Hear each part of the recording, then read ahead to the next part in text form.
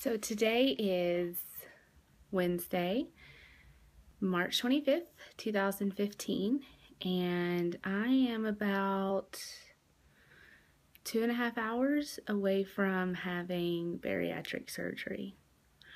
I am having the gastric sleeve, which means they are going to go in and pretty much cut my stomach out and leave just a small pouch so that I'll be able to have a few ounces of food during a meal.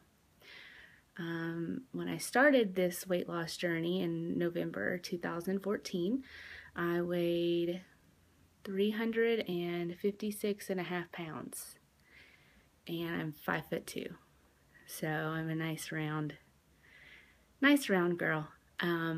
Now, yesterday I had my final weigh-in at the weight loss clinic, and I am down to 325.5.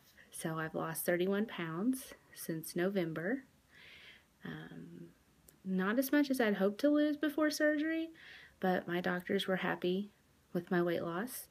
They required me to lose roughly 25 pounds. They needed to get my BMI down below 60 before the doctors felt comfortable doing the surgery on me. So once I hit that 25-pound mark, we started the process and met with my surgeon, and it was a pretty quick process. Within a month and 2 weeks, a month and a week, for a meeting with my surgeon, I'm having surgery, and it's been an interesting process for me. I've tried all kinds of different weight loss different weight loss solutions. I did the Slim Fast, I did the Hydroxy Cut, I did the Weight Watchers, I did pills prescribed from my doctor. There was just so many different journeys that I've taken in my life. I'm 31 years old, and I've been dieting since I was probably 14, 15.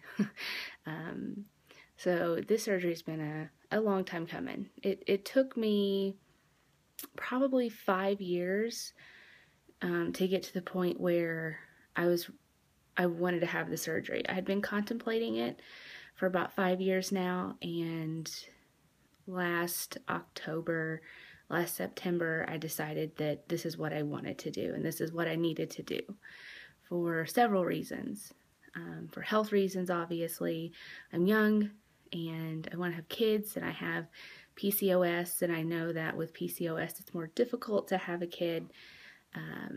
I was diagnosed with mild sleep apnea, and just things started to spiral with my health here as of last year, so I knew that I needed to do something. So that's when I really started doing the research, and I researched different clinics, and I found the St. Francis Weight Loss Clinic, and I've been very happy there. The doctors and the dietitians have been great to work with. They're very encouraging. If I had a bad week where I only lost a pound or I gained a pound, they didn't scrutinize me. They didn't make me feel like I was a failure. They said, hey, maybe you didn't lose any weight this week, but you also didn't gain any, so you're maintaining. So they've been very supportive throughout this process. If you are contemplating weight loss surgery, it is something that you shouldn't just decide to do on a whim. Even though I've been contemplating this for a while, and I've done all my research and whatnot, leading up to today's surgery has kind of been an emotional roller coaster for me. Part of getting to weight loss surgery, I had to meet with a psychologist, and she and I talked for about 2 hours. And I went away with that, from that visit, knowing that I needed some coping methods. My coping method has always been food. Food has been my best friend. It has been there with me from the good times. I celebrate with food. The bad times, I comfort with food. Food has been the one constant in my life, or one of the constants in my life, that has never failed me. It's never let me down. It's always there whenever I needed it.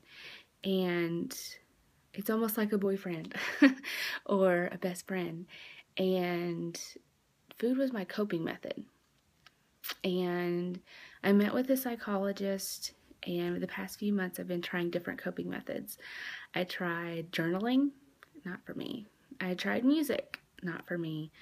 I tried several things, and nothing was giving me that gratification like food did. So I decided last night that I'm going to try video journaling my journey my journey through weight loss. And I can stand up in front and talk to people and tell them my story, but I can't write it down. So this is my coping method to get through my weight loss surgery, is to diary and journal through video. So I'm looking forward to starting this journey. Right now, I am, like I said, a ball of emotions. This morning when I woke up, I was hungry and I wanted ice cream and I wanted pizza and I wanted peanut butter M&Ms, because those are my three vices. Those are my three go-tos. And I decided that I was going to journal this morning before my surgery. And it's helping. It's making me think about things and not think about food. So far so good. My biggest fears going into surgery today are obviously the surgery aspect of it. Am I going to wake up? Am I going to come through surgery okay? But my biggest emotional tie to this surgery is basically today at 7:30 a.m. I am breaking up with food. Food and I are ending our emotional relationship with each other. And that scares me, because food and I experience things together. So that is my biggest emotional hurdle that I'm trying to get over, is that I have to break up with food. I've heard the saying so many times that you have to, instead of live to eat, you have to eat to live. And that's where I've got to get to in my life. I'm pretty much there, but that emotional tie to food is still holding on. So today I have to dump food. I have to break up with food. We're no longer going to be best buds. Instead, we're going to be an essential part of my life to make sure that I am on the right path to a happy, healthy life. I can be happy without food. I know that I can. I have so many other things going on in my life that make me happy besides food. And I just have to focus on those things and learn to enjoy food in a completely different way. Like I said, if you're contemplating weight loss surgery and you read all the information about it, you know that the first 3 to 4 months, food is something that is essential to make sure that you get the nutrients that your body needs. When they remove part of your stomach, they're removing a lot of nutrients and a lot of vitamins. So you have to take pills and you have to introduce foods back into your diet one at a time. So this journey that food and I are about to take together is one that's completely different than I've ever taken with food. So to me, that's what makes me the most anxious. I am ecstatic about the health benefits that I'm going to have from this. I'm ecstatic about the added value I'm going to have to my life. I kind of thought of some things that I am excited and can't wait to experience once I lose my weight. One thing is going on roller coasters and going to theme parks and not being nervous that I'm not going to fit on the ride. I love going to theme parks, but I haven't been to one since 2003. When I went in 2003, I was about 300 pounds and I couldn't fit on the rides, and it was very devastating. It was very embarrassing. So that's one thing I'm looking forward to. I travel a lot for work and I fly a lot, and I am so excited to be able to get on an airplane for the first time and not have to use a seatbelt extender. It's a routine. Every time I get on a plane, can I have a seatbelt extender, please? Yes, where are you sitting? And then there's that worry that the guy sitting next to me or the girl sitting next to me is going to be mad because I'm taking up too much of the seat. And I travel on a pretty regular basis, and it's just this emotional roller coaster that you get on every time you get on a plane. It's like, you know, I'm on my app, on my Delta app, trying to see if there's any open rows where I can move to so that, no, I don't have to inconvenience anyone. And I'm looking forward to the day where I can get on a plane and I don't have that feeling anymore. I'm looking forward to getting out and riding bikes and doing things and being more physically active. It's hard being 5'2" and do the things that I want to do physically. I want to ride a bike. I want to run a 5K, and that's a goal that I've set for myself. I want to be able to go to the mall and shop at any store that I want. So those are some things that I'm looking forward to. I'm looking forward to not having sleep apnea anymore. I'm looking forward to just being healthy and having that better quality of life. So those are some things that I am really looking forward to from having this surgery. I have a support system who's here. They're downstairs getting ready. My mom drove up from Kentucky to be with me, and she's going to stay here and take care of me. I've got a wonderful man in my life who loves me at any size, and he's here to support and take care of me.